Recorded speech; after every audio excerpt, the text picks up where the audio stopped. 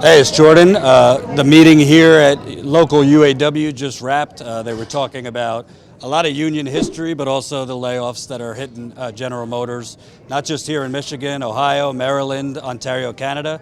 I'm here with Sean, and you actually were in Flint working there. Then you moved to Detroit to work here. No, I actually grew up in Flint, lived in Flint most of my life, but I worked at Lake Orion Assembly, which is around Pontiac, about a half hour south of Flint, 40 minutes south of Flint. Then during the Flint water crisis, I decided I didn't want to deal with the poisonous water and took a chance, got out of town, came down here. I've been at DHAM, Detroit Hamtramck Assembly, for about 3 years, and now they're closing my plant, and I had to transfer back to Flint to keep my job. And not all of the workers are getting transfer offers. It's only kind of like the top tier, because there's different tiers of workers. Yes, absolutely. There's Tier 1, which is what you think of as traditional workers with all the benefits and wages that come with it. Tier 2, which is slightly lower. Then you have temporary part-time workers, third-party workers that are under totally different contracts. And so there's a lot of division, unfortunately, right now within the General Motors workforce. And General Motors has been leveraging a lot more part-time and temporary workers over the years while making such heavy profit. Yeah, absolutely, they have. That's it's really part of a divide and conquer strategy, not only to make them more money for themselves and their stockholders, but to break the union. You know what's interesting? So it's like they're trying to make it. Well, a lot of these workers are being transferred, but they only give you like a week to decide if you're willing to take the transfer. And you were fortunate that it's still a lot, but move an hour away. But a lot of workers are being offered like Texas from here. So you basically have 7 days to decide if you want to uproot your whole family. Well, I mean, people are functioning under various timelines. It's not necessarily specifically 7 days. It can just vary from person to person and when each individual plan is taking people. So it varies a lot. But you're absolutely correct that not everyone is getting that offer. It's not only in the case of third tier and temporary workers for General Motors, but all the part suppliers that are going to be going out of business as a result of these closures. None of them can transfer. In addition to the service sector restaurant workers that serve the plants and the workers that go there every day, those folks are not going to be able to get transfers either and are going to be SOL. And what's really telling to me is you hear, kind of the press release. Well, General Motors, we need to be more agile, and we want to really become more agile as the economy's, quote, booming. I don't know what economy they're talking about. It's certainly not booming for the majority of people. But they're talking about, well, we want to move to electric and automated cars. But they could very well have the workers they're laying off right now be the ones making those cars. Mm-hmm. It's really not a matter of not having the skilled workforce. It's a matter of, A, not wanting to retrain people for those specific cars, but also they just want to make it out of the country so that they could sell more cars in China. Well, the workforce is already trained. For example, my plant specifically, we run 4 models down the same assembly line. It's one of the most flexible and agile plants in the company. So it's not a matter of retraining the workers. We have the knowledge and skills right here in Michigan, right here in Detroit. I have awesome coworkers who, have always impressed me. That said, this is more of a contract game than anything. GM has been making more money than they ever have in their history since the bailout during the bankruptcy. And so now, as a result, they're pretty much leveraging that profit that they've made to cut ties and run. They basically used their American workforce and the American taxpayer, as well as the Canadian workforce, the Canadian taxpayer, took that money and they're going to go overseas where they can basically exploit people more viciously.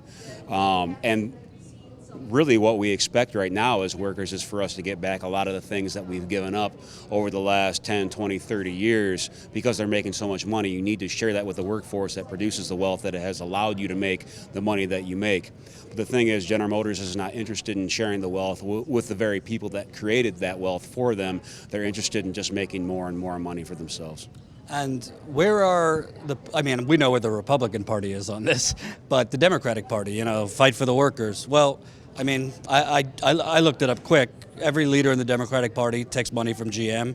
GM basically got a big bailout. You could say they needed it, or the automaking industry would collapse and the ripple effect would be terrible. yet there was really no strings attached. So where is the political will? We're already talking about 2020, but I don't hear a lot of talk when you have essentially a company get free money from the government, $514 million in tax cuts from Trump, and they've used $10.6 billion in profit that, like you're saying, you've made to basically buy back stocks, which the executives are largely paid in stocks. So it just kind of seems like theft if you're looking at it. Absolutely. I mean, it's wage theft. They're stealing our surplus value every day, and it's theft from the American taxpayer that subsidizes them to be here. They're just using and exploiting us and treating us as tools, because General Motors clearly does not care about America or American workers or Canadian workers as well, right? They just care about one thing, and that's money alone. What was your question again? The Democratic Party. Oh, the Democratic Party. Okay, so 2020, I'm actually working with an organization called Good Jobs Nation and also the Democratic Socialist of America. We're circulating a petition currently to try to get the Democratic candidates to come to Detroit and come to Michigan to talk about their strategy for keeping good union jobs in this community, right? It's not just about jobs. Everyone talks about jobs like it's, the be-all, end-all. We don't want service sector bullshit jobs with no benefits. We want good union jobs to where you can support a family. So I would like to personally send out an invitation to particularly the progressive candidates who want to take up the mantle of working class people to come to our communities and explain to us what their plan and their strategy is to help the American auto worker and our communities as a whole, because we've been suffering from industrial disinvestment for over 30 years now. Can you kind of talk about inside the plant?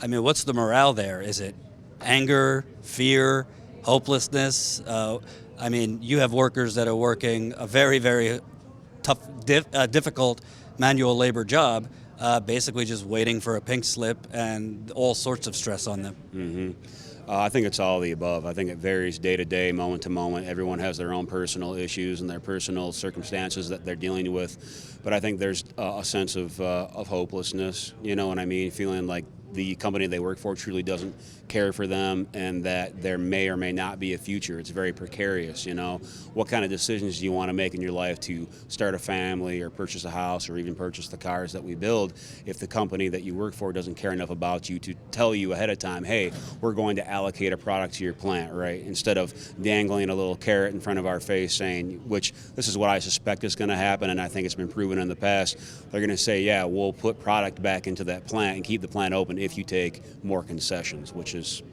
kind of their MO. So then does it come down to, somebody here was talking about just we need to stop buying cars and stop buying things so that the people have the leverage through strikes and economic divestment. How do you organize? Because the union movement, not just here, but all across America, is splintered and divided.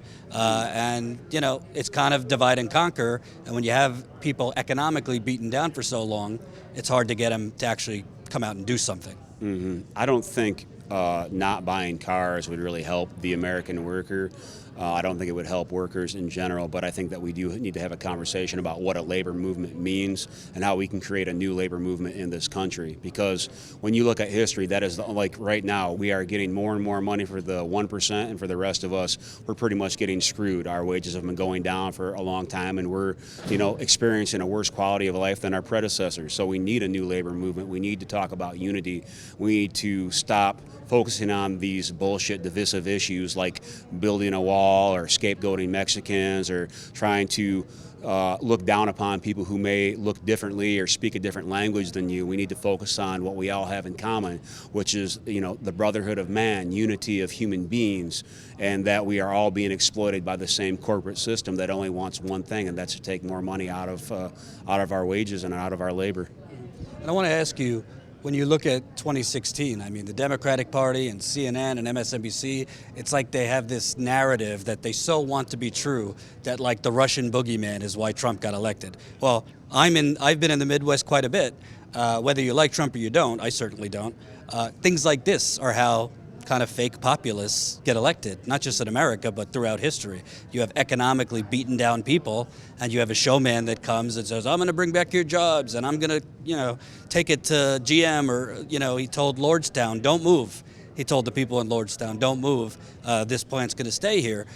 So not whether Trump's going to win re-election, but do you think the larger American public is not really connecting to why people are so economically desperate out here, to the point that they would, frankly, elect someone like Trump? Well, Trump is clearly a liar, but he's a very charismatic, and he's very good at lying. And he has a lot of money, too. So if you say a lie long enough and loud enough, people maybe who are not paying attention as closely as they should be will start to believe them. But what I suggest is that you look at labor history in America and see the movements, the true populist movements, the mass movements that have created a better quality of life for people. Study your history. Know the kind of struggles that had to happen in order to result in the benefits that you have today and the wages you have today and the quality of life. These things were not just given to us out of the generosity of the 1% in this country. They were fought for and earned and struggled for by the real populist movements, the movements of the masses of people who demanded that from their oppressors. And as far as, Russia is concerned, I mean, yeah, it's in part being used as a boogeyman, but in part there's a certain degree of truth to it. I mean, my father's a Polish immigrant, and when I've been back to Poland and I've heard about the history of Eastern Europe, I mean, there's a lot of history of Russian oppression of people over there. So, I mean, to a certain extent, I believe in it, but also to an extent, I feel like it can be used as a scapegoat, right? What we need is more democracy, right? And whether your oppressor comes in the form of Putin or Trump or really anyone who's trying to destroy democracy in this country or destroy, a movement of the masses to create a better world, that needs to be opposed. I don't care where it comes from or who's doing it. Well, I mean, simply put, we don't really have a democracy if the people creating the production and creating the wages and wealth are on a flat line as far as their wages and their wealth, whereas the people in offices are taking. I mean, that's not a democracy; that's an oligarchy. We certainly don't have an economic democracy. Politically we have more of a Republican system, but economically we are very, very far from a democracy. And the closest thing that you can get to having a voice in your workplace is through joining a union. And when I say a union, I don't mean just bureaucracy. I don't mean just, join an organization and paying money to them so someone can sit down in an office and do nothing for you. I mean, join a militant union, working class organization where you come together with your coworkers in a trusting way and build solidarity with them around common issues of concern. And that gives you a voice, and that gives you a semblance of democracy in your workplace. And I've worked at both union and non-union facilities, and I'll tell you what, a union gives you a hell of a lot more protection, and you can't just be arbitrarily fired because a boss doesn't like you, and that's a beautiful thing. Last question. What do you think about, there's more and more cries out there, we need a yellow vest movement in America. Obviously, in France, they were protesting, but they have single-payer health care and some things we don't have. Do you think we've reached a point where we need that nationwide? And if we do, how do you organize something like that? Because workers are very much in fear. If we actually strike collectively, try to shut down certain commerce, things like that, we'll lose our jobs. Well, first of all, I don't care what color vest anyone wears. It's just a matter of the substance of the argument that you're making. So regardless of, the superficial quality of it, we need to actually just come together, right? And to me, that comes from a reinvigorated labor movement. And how do you do that? Study your history. See what has worked in the past. A White Shirt Day is a beautiful holiday that I've celebrated my entire life with my family that symbolizes the successes of the 1936-37 Flint sit-down strike and the struggles that they had to go through. The white shirt just signifies the dignity of the working class and that we're equal to the managerial class, right? And so study histories like that, strikes that happened in our own communities and how those workers fought for and struggled to get economic justice where they're at. I think every local situation is a little different, but at the same time, as a working class, we're all the same. And it's through developing a sense of class consciousness and class-conscious unity that we can come closer to achieving that goal. Thanks, Ben. Thank you. Appreciate it.